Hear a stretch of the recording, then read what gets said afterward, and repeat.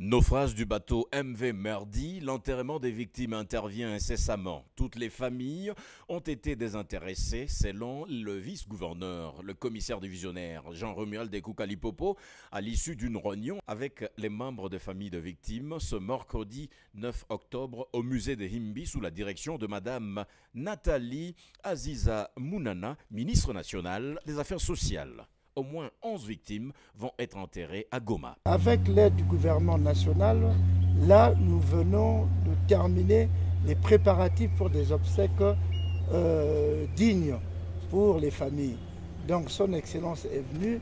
Nous avons désintéressé toutes les familles et demain, si Dieu le veut, nous allons faire des obsèques grandioses et dignes pour les morts, que ce soit du Sud Kivu, que ce soit du Nord Kivu.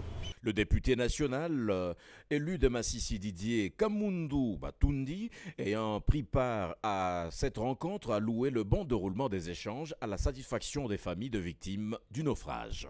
Pour ce qui concerne ici à Goma, le gouvernement a acheté les cercueils, le gouvernement a doté le moyen pour trouver là où on va enterrer les personnes. Et le gouvernement accompagne les victimes avec un petit montant pour faire les deuils avec les personnes.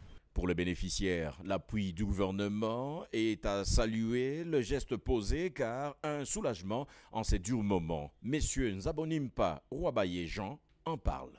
Tunafurahi sana sana kwa msaada gouvernement inadutolea.